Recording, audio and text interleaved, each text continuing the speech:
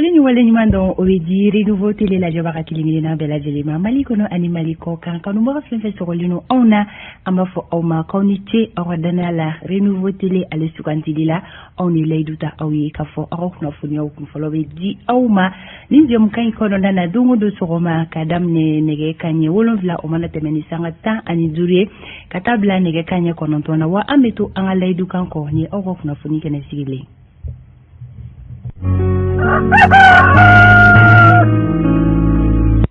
Solika wili ke wakaw anga fulibe awi aw mundu sera wa chakero la kaba mamun wi kan la joga biru kono nawla anga fulibe u bela jile ni sanga kono nana mamun fene sokolino awna sokono nawla ame bela jile fo mawga wakatu chuya tikilinyi sabla mawbe soko awna jien fantan nani bela jile fe ola ame bela jile fo ka kenyani akwa wakatu chuya yi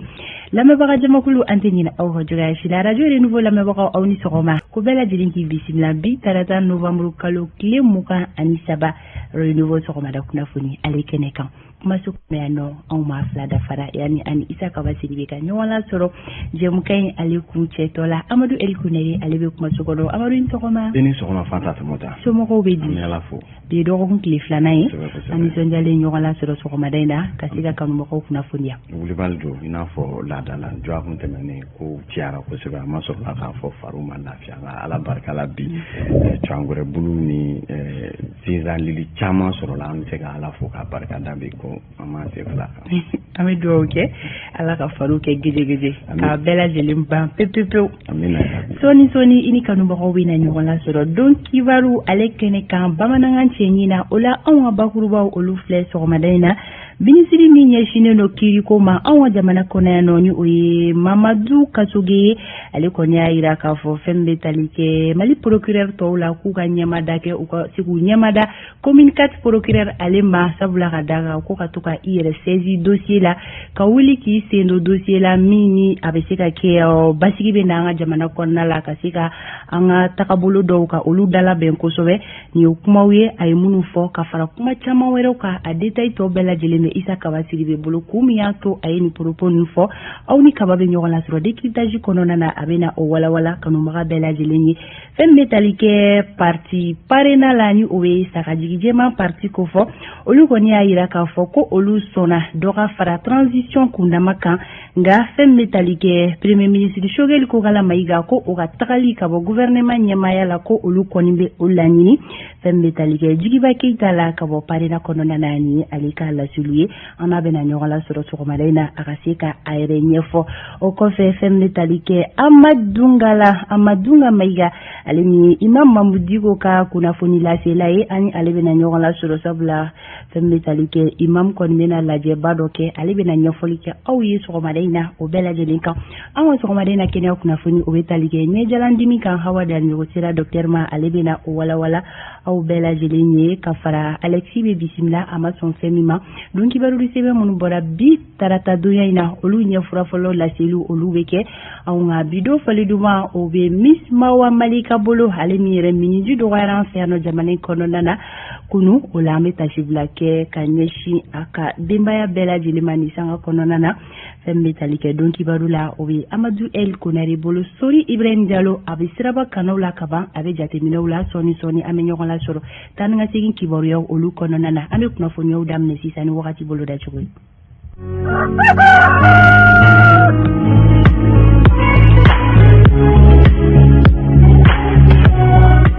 wakati ale bolo da chugo fle anga marabolo kilingilina bela jelin kono la sankolo obena je doni mali marabolo kilingilina bela jelin kono fembe talike fonene tiena obena chi anga marabolo bela jelin kono fien mini o fangate bunya ko sobe fem koni mbe talike anga jamana koron fe marabolo kono nana oluga rojan fleli gele koni bena dula ka sobe ke gongoyi rojan fleli madam le kilometri woro katabla kono to bonyon kola no bora la mali fanto fe gele afoshi kontena na du yelula ola fembe talike kunu temperature kuma wala ni ataka dam bik ligaina tama ko yelema bate uni nokonche ola kaikao oluka sintini hake ya bik liganfe obike digiri binani kulikoro oluta bijo bisaba ani wolon vlala fembe talike sika sokaula oluta beke digiri bisaba ani woroye Sewu marabolo kononana oluta bege bisaba ani shekini mopti oluta bijo digere bisaba ani wolo vlala Tombouctou olu ta bɛ kɛ 36 ye. Finteni degere 37 o bɛna kɛ Gao marabolo kɔnɔna la. Kidalikaw olu ta bɛ kɛ 35 ye. Fɛn bɛ tali kɛ Menakala olu ta bɛ jɔ degere 37 la. Taudini olu ta bɛ jigin na degere 33 la. Buguni marabolo kɔnɔna na ka fara Kucalaka ani Kita olu ka finteni hakɛya o bɛ kɛ degere 37 ye. Nyorokaw olu ta bɛ jɔ 39 na. Nara olu ta bɛ kɛ 38 ye. Douanzan olu ta bɛ kɛ 36 ye. San marabolo kɔnɔna na tilega in na olu ka finteni hakɛya o bɛ kɛ degere 38 ye. Fɛn bɛ tali kɛ Baɲangada la olu ta bɛ jɔ 37 la. Joilakaw olu fɛnɛ ta bɛ kɛ degere 37 ye. Bamako district kɔnɔna la Sankolo o bɛ na jɛya samiya fɛ fonɛnɛ fiɲɛ o bɛ na ci ni fanga kɔni o tɛ nana bonya kosɛbɛ. Gɔngɔnbiloko nasira fɛ ko gɛlɛyaba tɛ nana don yɔrɔjan filɛliw olu la. Tilega in na finteni hakɛya o bɛ kɛ degere 37 ye. Bamako n'a lamini sɔgɔmada in na kɛnɛ cira nɛgɛ kanɲɛ 6 o tɛmɛlen ni sanga 34 ye. Tile bɛna bi nɛgɛ kanɲɛ 18 ni o tɛmɛna ni sanga 1 ye. Ni wagati boloda cogo ye bi sɔgɔmada in na i n'a fɔ ladala ko la a di kun di aw ma aw ka se k'aw tano bila dɔn aw mana kɛ Mali marabolo kelen-kelen na fɛn o fɛn kɔnɔna na ko Ala ka bi tarata tile hɛrɛ di an bɛɛ lajɛlen ma. An bɛ don kunnafoni kɔnɔna la ni y'a daminɛlen ye. Amadu El Konare ne bɛ kɛnɛ to ale bolo.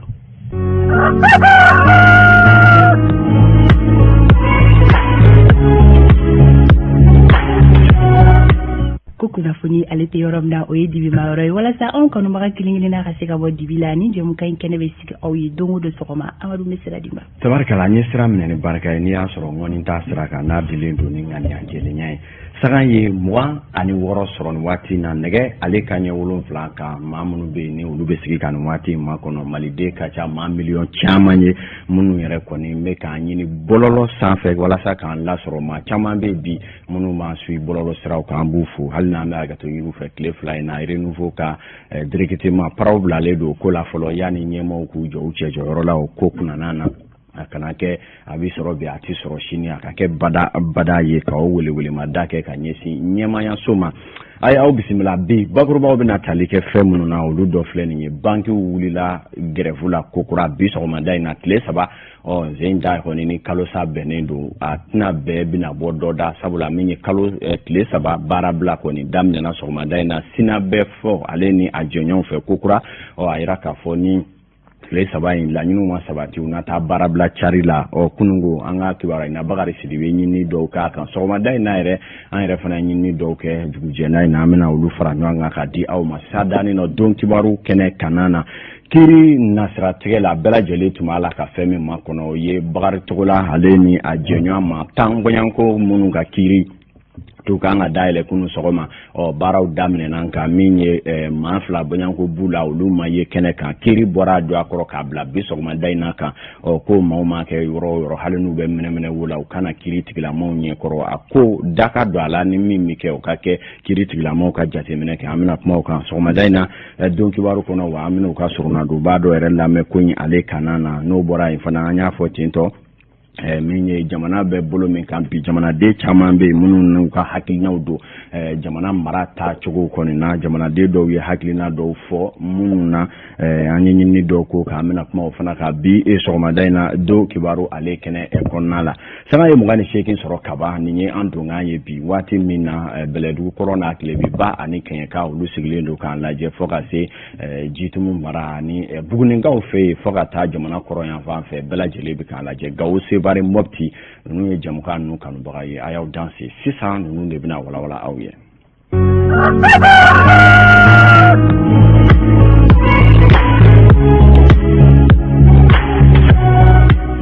aw ni ce kokura an ka don kibaru ale kɛnɛ kanan na an y'a fɔ tentɔ jamana mana taa bolo o bolo kan jamanadenw a bɛ kɛ olu de ka ɲɛkumu kan n'a ma tigɛ cogo ɲuman na nka ni sabati nana jamana kɔnɔ jamanaden minnu bɛ duguma n'u ka sɔrɔ tɛ ten olu de fana bi k'a dɔn k'a fɔ awa munanfa a ko kɔnɔ an bɛ don min na i ko bi maliden caman bɛ yen minnu sigilen b'u ka so kuma k'a tɛ se jamanakuntigi ma nka kumaw b'u fɛ k'a fɔ o kuma dɔw la belebeleba ye bi jamanakuntigi Asimi Goita ko a k'a dɔn k'a fɔ maliden caman bɛ yen minnu sigilen baarantanya na u ye kalan kɛ u tilara u n'u ka diplôme don ka min ye u ti sanu ɲini u ti wari ɲini u b'a fɛ jamana faamaw ka ɲɔgɔndanw labɛn n'olu ye concours fonction publique ye k'a labɛn jɛlenya ni a ɲɛkisɛni kan nsoma ye karisa ye o ka bɔ a kɔnɔ dɔnniya min bɛ min na bɛɛ ka to bɛɛ lajɛlen ka se ka passe n'i ka dɔnniya ye o kuma min a bɛ san damadɔ bɔ ka forobaca ɲɔgɔndanw labɛn walasa minnu tilara kalan na n'u ka diplôme bolo u bɛ se ka se n'u baaraw la cogo min na maa caman b'o laɲina bi maa min kunsinen mana kɛ kunnafoniw labɛnni ma bi k'a lase kuluba kuma ko kibaruya fɔlɔ y'o ye bi jamanakuntigi ka hakili to min na danganiyaw ka di ka se ka fonction publique labɛn walasa denmisɛnnin minnu bɛ baarantanya na a yɛrɛ tɔ kɛlen sa cɛkɔrɔbaw de bɛ baarantanya la sabula dɔw tilara d'université la a ka ca san 20 san 10 kɔnkuru ko kɛn bɛ baara ye jamana kɔnɔna la ko k'u hakili to o la ka fara o kan fana min bɛ tali kɛ jamana bɛ bolo min na lɔgɔli ko sigilen don a sen sabara kɔnɔna la k'a kɛ bɛɛ lajɛlen hawujalen don transition ka prolonge a kana prolonge nka maa si t'a la ka wuli ka kala don i ɲin na ko anw denw tɛ ka kalan an b'a fɔ an denw ka kalan kuma a ka ci lase jamanakuntigi Asimi Goita ma bi fana ko jamana den caman bɛ yen se tɛ minnu ye ni olu bɛ hami jamana taa ɲɛ na u b'a fɛ u denw ka kalan eleni u fana ka siniɲɛsigi kana don galama na o ye gɛlɛya ye k'a f'u ɲɛna fana min ye cogodaw la kanaya ko fana ye gɛlɛyaba ye sabula min ye furaw ma labɔli kɛ wa maa minnu bɛ yen n'olu bɛ tɔrɔkɔ la buguda caman na olu kɔni bɛ degun na ninnu ye cikanba 3 ye sɔgɔmada joona in na waati n'a cogoya kama an b'a fɛ u ka mun lase jamanakuntigi ma n'a yɛrɛ tulo b'an fana ni ciw ma ciya o kuma a k'a ka bigi ta a ka ninnu sɛbɛn ninnu ye gɛlɛyabaw ye a ka danganayaw di gɛlɛyaw minnu bɛ se ka ɲɛnabɔ u bɛ dɔ bɔ jamanadenw ka degun na an bɛ donni min na i ko bi sabula ale kɛrɛfɛmaa caman bɛ olu kɔni bɛ damu da la gɛlɛya min bɛ dugu ma u t'a dɔn wa u t'a ɲini k'a dɔn a caman bɛ ten kuma min ye gɛlɛya min bɛ ba peuple kan n'o ye dugumana ye o cikan de ye nin ye bi sɔgɔmada in na ka ɲɛsin jamanakuntigi colonel Asimi Goita ma sɔgɔmada in na don kibaru kɛnɛ kan n'an bɔra yen nɔ banque établissement financier n'o ye wari baarakɛlaw ani maa minnu bɛ yen n'olu ka baara bɛnnen don k'a dɔn wari la baara yɔrɔ misɛnninw kɔni ma olu ni gouvernement ka maa cidenw ni ɲɔgɔn ye dɔw kɛ sɔrɔ faamuyali ma se ka sɔrɔ cogo si la min ye baara bila o kɔni bɛna daminɛ bi sɔgɔmada in na a daminɛna yɛrɛ kaban tile 3 bɔɲanko kununko o y'a sɔrɔ kow bɛ danga jumɛn na Bakari Sidibe ale b'o ɲɛfɔ an ye. U ka laɲiniw la u tun y'u sɔrɔ sigi laɲini 3 de kan a fɔlɔ gɛlɛya minnu bɛ prestataire de service mɔgɔw kan ani fana ka dɔ fara sarala dɔgɔmanin kan n'o ye salaire de base ye n'o bɛ t'i jɔ 15% bɔ ɲɔgɔn ko fo ka taa se fond social ma o la u y'a laɲini k'a fɔ ni fɛn ma se ka kɛ bi tɛnɛdonya in na sini tarata u na baarabila kuntagalajan daminɛ. Baarabila boloda in an y'a ɲɔngiri tile 15 a ɲɔngirilen don walasa ko ka fɛn ka se ka k'a kɔnɔna na parce que an ye point caman labila an y'a bɛɛ to yen walasa grève a kana se ka baarabila in a kana se ka kɛ mais a point 3 minnu an ko ko olu normalement fo ka bɛn kan ka y'a kɔnɔna na o point fana nana kɛ blocage an ma se ka ɲɔgɔn ye o point min kɔnɔna na an yɛrɛ bolo nin 3 in kun tɛ se ka kɛ blocage cogoya si la parce que n ye mun fɔ dɔw ye sariyako ye kelen mun tɛ sariyako ye n'o ye 15% ye o fana o b'an ka wagande kɔnɔ ka ban o y'a bila ɲɛ an ko k'u o labila u bannen ko fana labila donc grève bɛ daminɛ sini kudayi fo ka taa an ka point ninnu satisfait.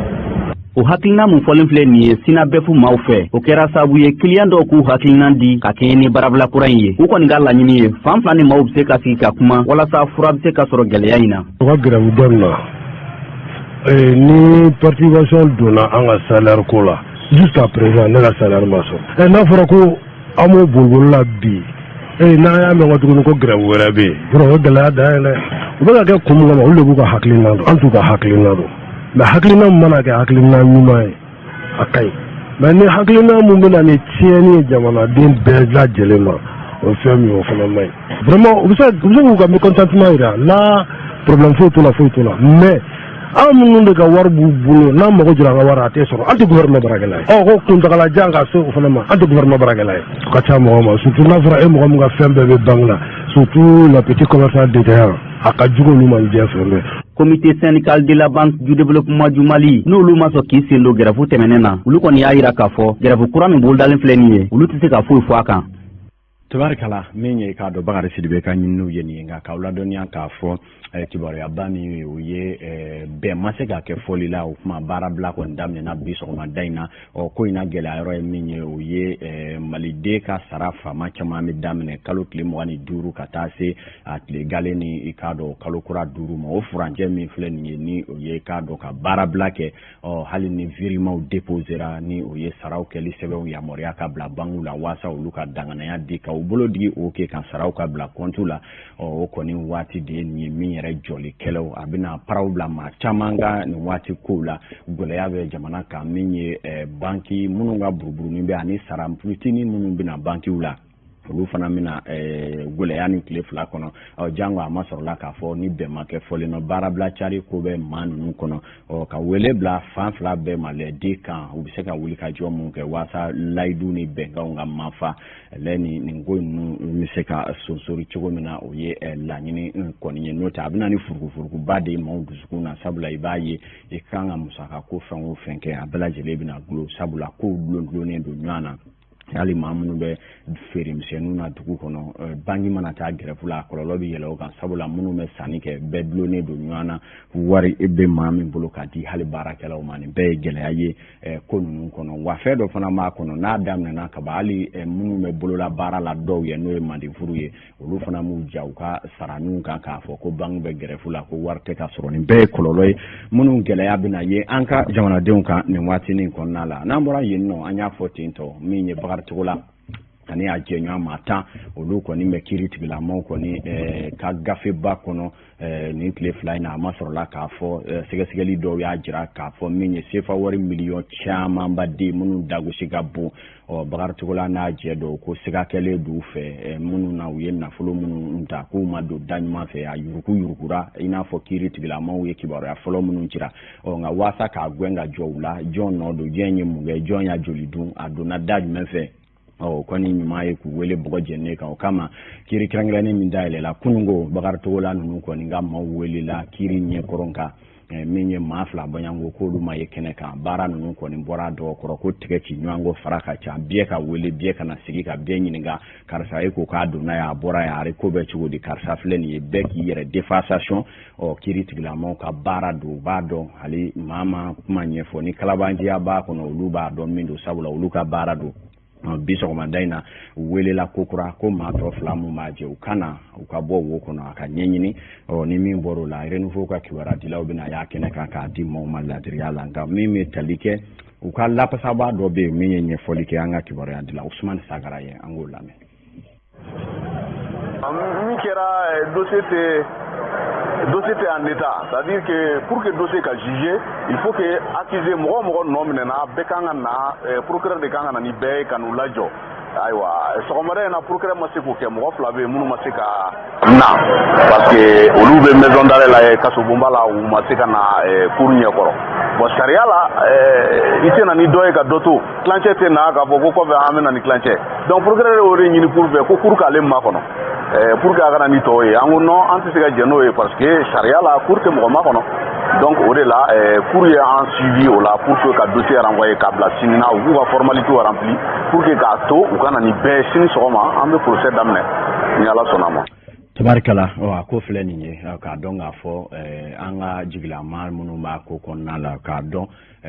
jamana kɔni n'i bilara nafolo baara yɔrɔ fɛn o fɛn na i jija i k'a kɛ jɛlen ɲɛna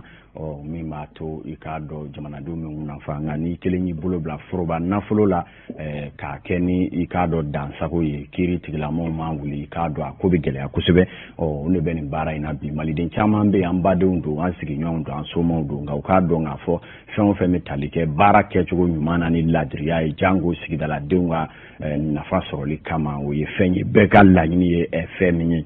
nka waati ninnu na a yɛrɛ k'a fɔ maa caman kɔni tun bɛ nafolo ta k'a dun ko on est au Mali ko foyi tɛ bɔ a rɔ k'a dɔn k'a fɔ jamana tɛ to bolo kelen kan an bɛ donni min na i ko bi ɲuguɲugu bɛ ɲagaɲaga lawuli min ye jamanadenw y'a jira kiiri tigilamaw ni faamakuraw la ko kiiri batoli ani kurukuyuruku kɛlɛli minan n'a kɔmɔ bɛ maliden la o kɔni bɛ ka ko tɔ sinsin minisiri Mahamadu Kasoge ale ko k'a kale k'a don fɛn o fɛn bɛ tali kɛ yuruguyurugu la ko k'a kɛlɛ sariya b'a fɔ cogo min na bi tigɛ maa si kan k'a kɛlɛ sariya kɔnɔ o kama a ye wele bila min ye kiiri tigilama bɛɛ ma k'a fɔ hali fɛ dɔw bɛ jamana kɔnɔ u kan'u sigi fɔ maa kana plainte do fɛ dɔw bɛ sariya b'a danganiya kiiri tigilamɔgɔw bolo n'o ye procureur ye u yɛrɛ k'a dɔn nin ko in ye kolobo kalaba ko ye ani sariya tɛ taa u yɛrɛ ka wele bila u tigiw ma ka n'u ɲininka le comment le pourquoi le explication u k'a di min bɛ tali kɛ ministre yɛrɛ ka kuma o ye nka bi don kibaru laban na Isa Kaba ale bɛna ɲɛfɔli k'o ɲɛ ya n'an bɔra ye directement an bɛ taa Kolokani Bɛlɛdugukaw fɛ yen olu ka président du conseil de cercle n'o ye Jaji Jafin Jara min ye Kolokani dugutigilakaw ye an y'a fɔ kunungo olu ye danganaya di duguden bɛɛ mɔ ka u bɛɛ wele commune 10 ka a cɛw n'a musow labɔ ko ka taa conseil de cercle ma ɲɛma gɛn ka bɔ yen nɔ k'a da sɔ a karaw gogoro 6 o donn'a la min bɛ tali kɛ ko bibi na u ɲɛ t'a fɛ ka u ka président du conseil de cercle ye sabula k'a tɛ ka baara foyi kɛ min bɛ taa ni sigida yiriwali baara ye fɛn o fɛn ye dugutigi yɛrɛ ka fɔ la ko ni fɛn min ye dugu ɲɛsira ye ko a b'o tiɲɛ ni min ye dugu tiɲɛsira ye ko a b'o tɔ can ka taa fɛ o kuma ko maa tɛ se k'o faama tugu kolokolo i ka dugu la nin ye dugudenw yɛrɛ ka kuma ye minnu na dugutigiw yɛrɛ ye danganiya di a kɛnɛ kan an k'u ka langilisi dɔw lamɛn. président du conseil a bɛ ɲini ka an ka jamana can dafo dugu yɛrɛ jamana a datuguli kama koyi ne hakili a taara dugudenw defani de kama n'o taara fɔ min mana fɔ ko n b'o u defan an b'a wele a kana an ka ɲɔgɔn ye a tɛ sɔn an mana min fɔ a ye fana a tɛ sɔn an bɛ mɔgɔw ci ne yɛrɛ y'a ci dama min fɔ a ye a ka can ne yɛrɛ dugutigi bɛ ne ci ne bɛ taa ci fɔ a ye nka a tɛ sɔn an dama dɛ jaji ka tile conseil de service kɔnɔ bi yɛrɛ an zemako de tɛ ne ta ka tile bi an zemako tɛ wa an y'a fɔ denmisɛnninw ye k'a gɛn ka bɔ conseil de service kɔnɔ bi o tɛ Kolokani dɔrɔn dɛ o cercle bɛɛ ye. ayiwa a sababu ye min ye ni a kun ye jaji ta a hakilila denmisɛnninman don a bɛ se ka nɛmɛ ka n ka yɔrɔ dilan nka a kɛ man jaji tugu a kɛ ni sɛnɛkɛla ye a b'an ka yɔrɔ sisan bɛɛ dumuni don a kɔrɔ a bɛ mɔsi man di bɛ dugu kama dugu dilanli kama n bɛ k'i fɛ mɛ n ye k'a fɔ ne na mɛ n bɛ dugu si k'a kɛ n sago ye ayiwa mɔgɔw tɛ kɛ fiye dɛ. L'État ani duuru a bɛ jaji bila ka taa ɛni de don ni kabutigi tɛ dɛ ɛni de don an y'a ta ɛni de la anw bɛna bilisi ta an y'a bilisi ta jaji de a faso tɛ ɲuman tɛ an t'a fɛ l'État ni duuru de b'a bila ka bɔ yan n'a ma bɔ yan ni min bɔra la o y'a yɛrɛ nɔ ye voilà. jama de y'ale ta ni danaya dɔ ye mɛ sisan a kɛlen bɛ bɛɛ lajɛlen ma tɔɔrɔ ye tɔɔrɔ in fana t'a la ka se dugumaw dama ma de hali dugutigi n'a ka conseil jaji ka tɔɔrɔ ser'u ma jaji donc dugumaw de wulila sisan cɛjugu minnu b'a bolo olu kosɔn u tɛ jaji fɛ bi u t'a fɛ sini a ka wuli ka bɔ yen. kelen ka idée la quoi ni jamana bɛ jɔ a bɛ jɔ ni bɛɛ de ka hakilina ye mɔgɔ kelen tɛ se k'a fɔ k'i bɛ n'a fɔ ko i bɛ mɔgɔw